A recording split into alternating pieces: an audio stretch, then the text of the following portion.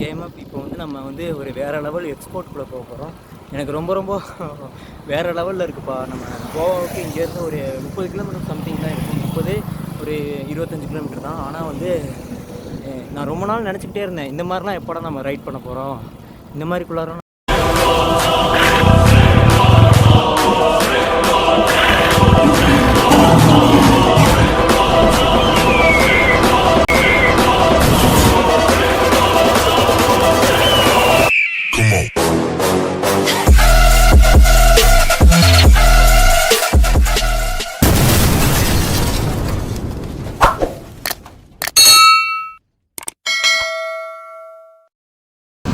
Hi KMF, welcome to TN43 king maker families. எல்லோரும் எப்படி இருக்கீங்க? நல்லா இருக்கீங்கன்னு நினைக்கிறேன். நானும் ரொம்ப ரொம்ப சூப்பராக இருக்கேன்.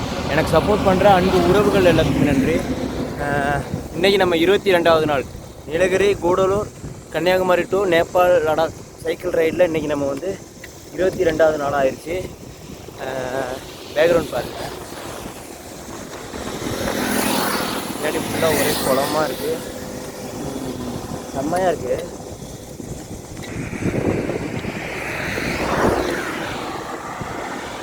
22வது நாள் இன்றைக்கி தான் ரீச் ஆகிருக்கோம். இன்றைக்கி நம்ம எங்கே இருக்கோம் அப்படின்னா வந்து கரெக்டாக கர்நாடகா மங்களூர், உடுப்பி தாண்டி ஒரு 150 கிலோமீட்டர் தாண்டிட்டோம். கோவாவுக்கு இன்னும் எத்தனை கிலோமீட்டர் அப்படின்னா வந்து வெறும் 95 கிலோமீட்டர் சம்திங் தான் இருக்குது. இன்றைக்கி நம்ம போய் கோவா போய் ரீச் ஆகிருவோன்னு அப்படின்னு சொல்லி நான் நினைக்கிறேன். பார்க்கலாம், கண்டிப்பாக ரீச் ஆகியே ஆகணும். இன்றைக்கி நமக்கு ஸ்டே வந்து கோவாவில். நேற்று நம்மளால் விளாக் எடுக்க முடியலை. விளாக் எடுத்திருந்தோம், அது ஒழுங்காக அவுட்புட் ஒழுங்காக கிடைக்கல. வீடியோலாம் விளாக்லாம் எடுத்து முடிச்சதுக்கப்புறம் தான் பார்க்குறேன், நைட்டு எடிட் பண்ணும்போது பார்க்குறேன் அவ்வளோ அவுட்புட் இல்லை. அப்புறம் ஒழுங்காக ஒரு மாதிரி வாய்ஸ் எல்லாம் ஒரு மாதிரி எரர் ஆகிற மாதிரி இருந்துச்சு. அதனால் நேற்று உள்ள விளாகை வந்து நான் டெலீட் பண்ணிட்டேன், சாரி. இனி எடுக்கிற விளாக தெளிவாக அவுட்புட்லாம் ஒழுங்காக எடுக்க ட்ரை பண்ணுறேன் கண்டிப்பாக. நேற்று நம்ம ஒரு 87 கிலோமீட்டர் சம்திங் தான் ஓட்ட முடிஞ்சிச்சு. நேற்று வந்து சைக்கிள் ப்ராப்ளம்.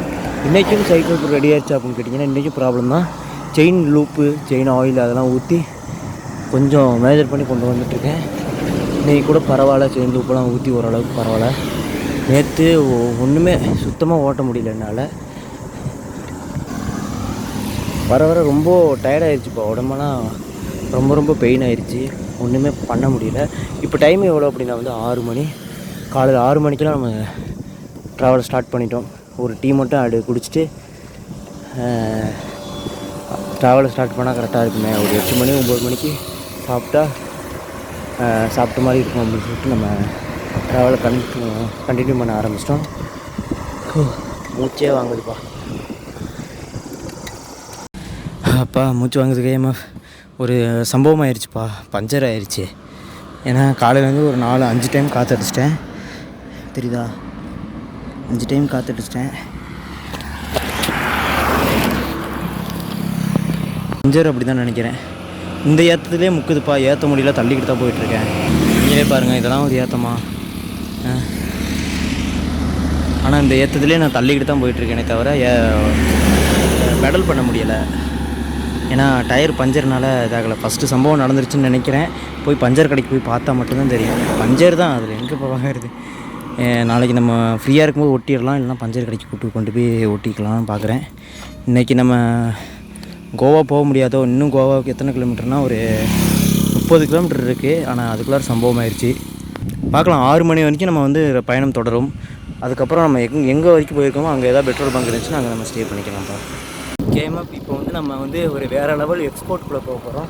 எனக்கு ரொம்ப ரொம்ப வேறு லெவலில் இருக்குப்பா. நம்ம கோவாவுக்கு இங்கேருந்து ஒரு 30 கிலோமீட்டர் சம்திங் தான் இருக்கும். 30 ஒரு 25 கிலோமீட்டர் தான். ஆனால் வந்து நான் ரொம்ப நாள் நினச்சிக்கிட்டே இருந்தேன், இந்த மாதிரிலாம் எப்போடா நம்ம ரைட் பண்ண போகிறோம், இந்த மாதிரிக்குள்ளார நம்ம எப்போ போய் ரைட் பண்ண போகிறோம், நம்ம போகிற வழியில் அந்த மாதிரிலாம் இருக்குமா அப்படின்லாம் நினச்சி நான் வந்து ஏஞ்சிக்கிட்டு இருந்தேன் அப்படின்னு கூட சொல்லலாம். ஆனால் கோவா போகிற வழியில் இருக்குதுன்னு கேள்விப்பட்டேன். ஆனால் ஃபஸ்ட் டைம், முதல் முறையாக என் வாழ்க்கையில் சைக்கிள்லையாக இருக்கட்டும், சைக்கிள்லாம் கூட சொல்லலாம், வாழ்க்கையில் முறையாக நான் டனல்குள்ளார ரைட் பண்ண போகிறேன். நான் உங்களுக்கு ஃப்ரண்ட் கேமராவில் காமிக்கிறேன். தெரியுதா? மலையை குடஞ்சி அதுக்குள்ளார வழி வச்சு பா வேறு லெவலில் இருக்குப்பா.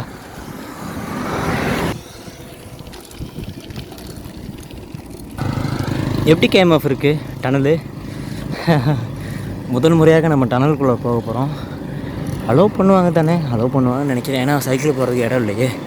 அலோவ் பண்ணுவாங்க. பா லைட்லாம் போட்டு வேறு லெவல்ப்பா. ஐயா சும்மாவே இருக்கிறதுலப்பா ஒம்பளுத்துக்கிட்டே மூச்செல்லாம் வாங்குதுப்பா. ஏதோ சவுண்டெல்லாம் கேட்குது பாருங்களேன் டனலுக்குள்ளார. வாவ், முதல் முறையாக சைக்கிளில் டனலுக்குள் பயணம் செய்யும் கிங் மேக்கர். அப்பா சூப்பராக இருக்குப்பா. மேலே ட்ரெயின் ஓடுதுன்னு நினைக்கிறேன், அந்த மாதிரி தான் சவுண்டு வருது. கேரளாங்க குழு குழுன்னு இருக்குப்பா. வேறு லெவலில் இருக்குப்பா டனல். அப்பாடா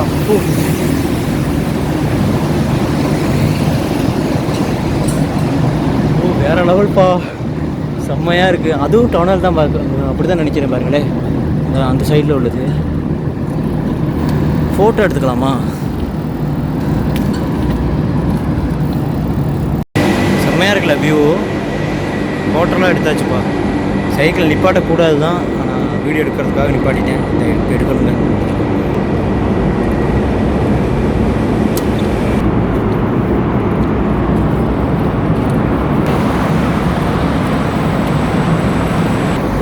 ஐயோ வெளிச்சம் வந்துருச்சு. பரவாயில்ல, தான் அங்கே ஒரு டனல் இருக்குப்பா. அதோட லாஸ்ட்டு டனல் நிற்கிறேன். பரவாயில்ல, 2 டனல். வா சூப்பராக இருக்குப்பா. தலையை குடஞ்சி வச்சுருக்காங்க போல் வேறு லெவலில். சவுண்டு பாருங்கள், இப்போ கேட்கல. அதில் உள்ளார போனால் வண்டியோட சவுண்டு அப்படி கேட்கும் போல்.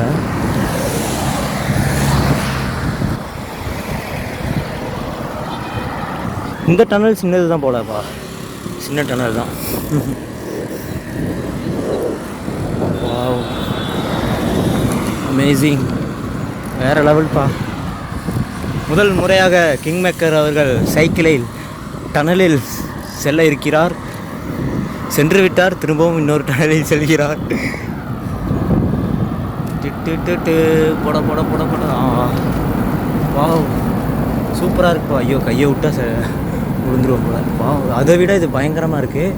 என்ன அது குழு குழுன்னு இருந்துச்சு, இது கொஞ்சம் பெட்ரு. லைட்டாக தான் குழு குழுன்னு இருக்குது. ஆனால் உண்மையுமே டனலுக்குள்ளே இருக்கிறது வேறு லெவல் சுகம்ப்பா.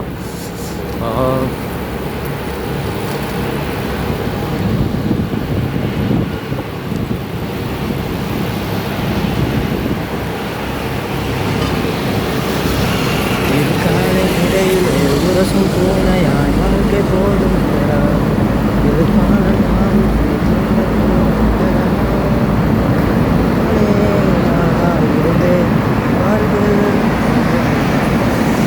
ஐயோ வெளிச்சம் வந்துருச்சு. சூப்பராக இருந்துச்சு டனலுக்குள்ள. எப்படி இருக்குன்னு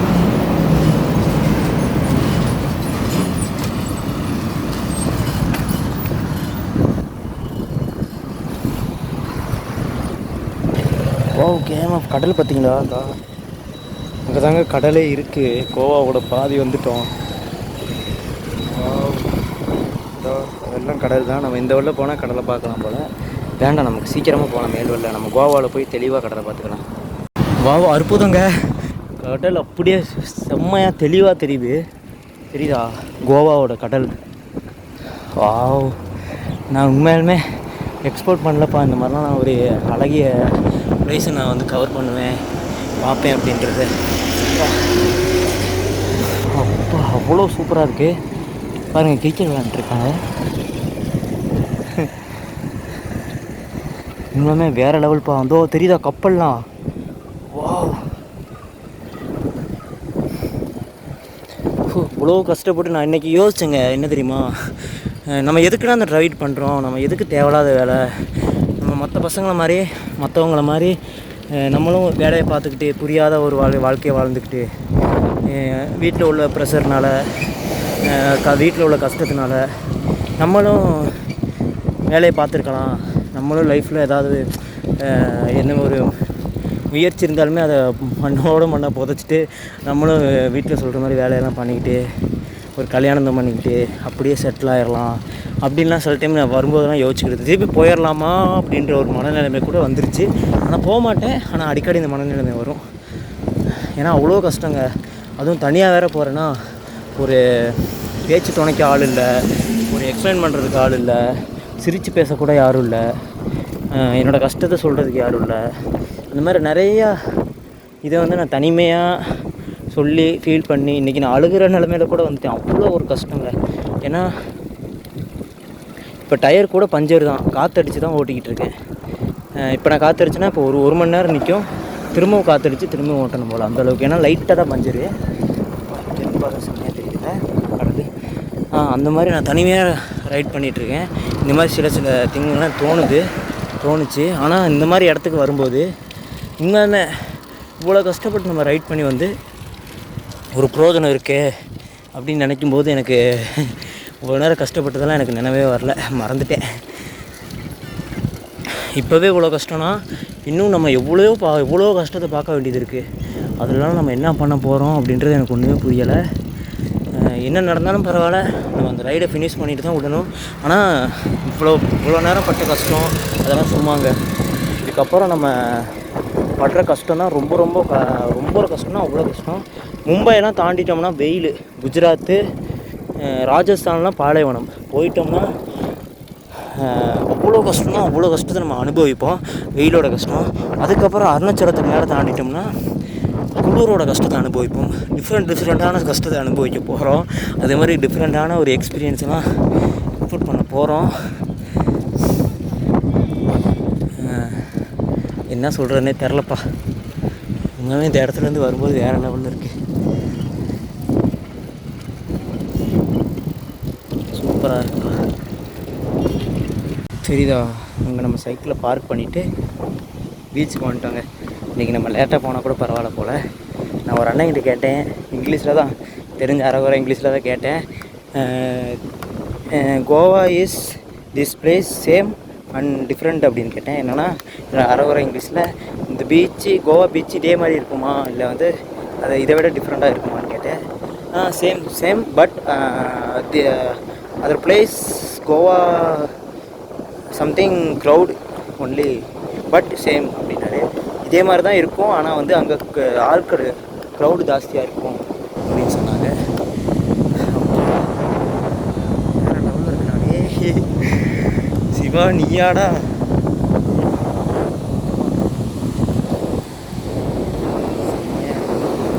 அவ்வளோ அழகான இடத்துக்கு வந்து ஹெல்மெட் கல்வி வைக்காமல் எனக்கு முன்னாடி கடல் தான் இருக்குது.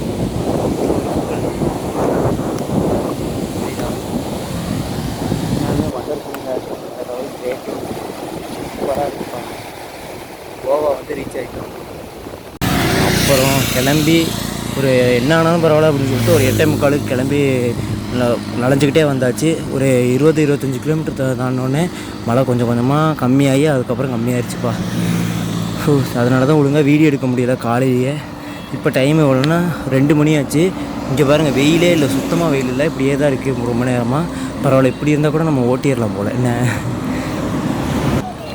சைக்கிளை மிதிக்கவே முடியலங்க, ரொம்ப டயர்டு வேறையா. நேற்றும் இன்றைக்கி ஓட்டவே முடியலை. இன்றைக்கி எப்படியோ ஒரு 100 கிலோமீட்டர் சம்திங் ஓட்டினேன்னா நான் கோவாவுக்கு, அப்படின்னா ஒரு 300 கிலோமீட்டர் இருக்குது. இப்போ 100 கிலோமீட்டர் ஓட்டினேன்னா கோவாவுக்கு ஒரு 200 கிலோமீட்டர் இருக்கும். 3 நாளையில் நம்ம கோவா போய் சேர்ந்துருவோம்.